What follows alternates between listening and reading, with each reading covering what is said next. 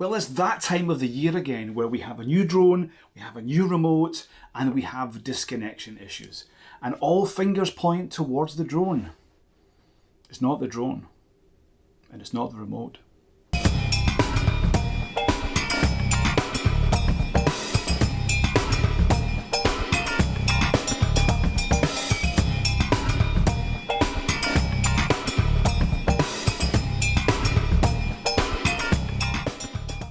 Hi everyone, Stephen from the Flyby Guys. It's good to see you again.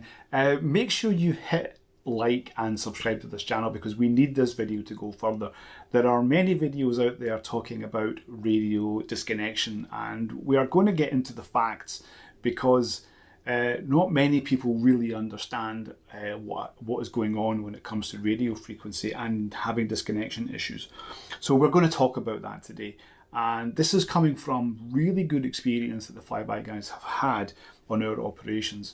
And we've had many issues. We've had lots of experience with radio frequency issues. And yeah, it's very interesting, but it's not what you expect.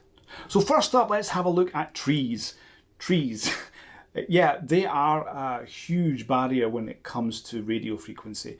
If you stand in front of a tree, and certainly if you're using 2.4 gigahertz on your drone, then you will have major disconnection issues.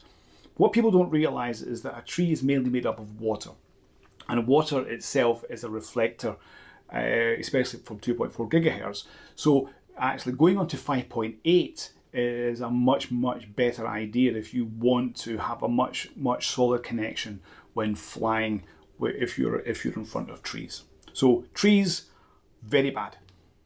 Secondly, let's look at the environment around us in terms of buildings. So buildings, especially the old brick buildings, the older the buildings, the worse the reception that you're going to get around there. Because you can have telecom towers on top, you've got Wi-Fi devices in these homes as well. You've got massive amount of radio frequency which is going to be in the area. So when I think I've made a video about this before, I'll put a link to it here, and you can see that I'm actually encased, you know, around very old buildings, and it took me quite a long time to get a GPS because it really actually traps you in. So it's difficult to get, let's say, radio and also GPS in places like that as well. And thirdly, we can look at the weather. Again, this is something that people don't really realize. Now, you can have a favorite spot that you fly every day or every week or with every drone that you fly, and you can have some great flights where you'll have no disconnection, and then suddenly you'll have disconnection issues. This is all to do with the weather because the atmosphere is changing, and this will have an effect on the radio frequency.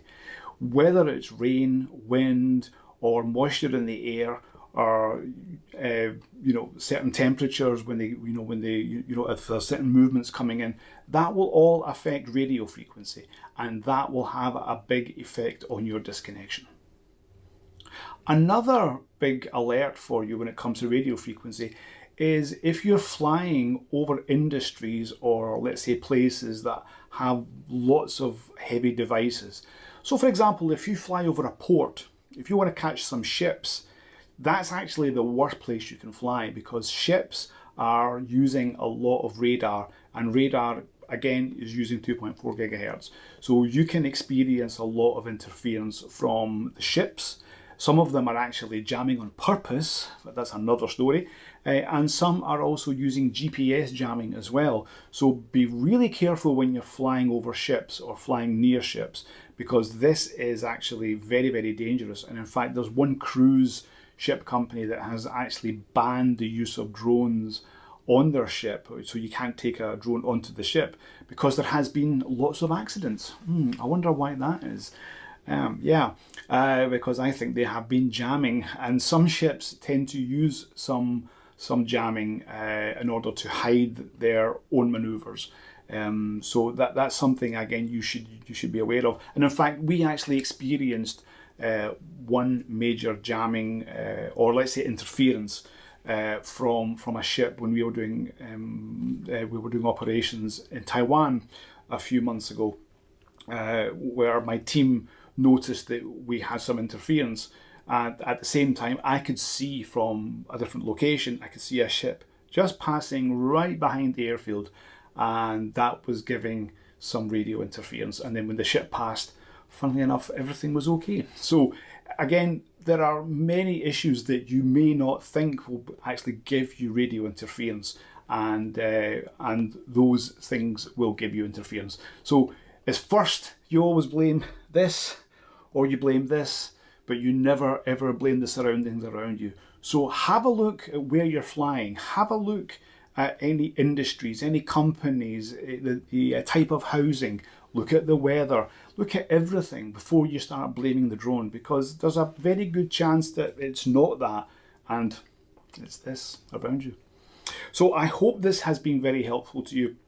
Please, again, make sure you like and subscribe to the channel, because I feel that this is an important video for anyone to actually know about. And if you've got any questions, if you've got any experience from radio interference, please pop a comment below and I'll happily have a discussion with you about it. And as always, fly safe.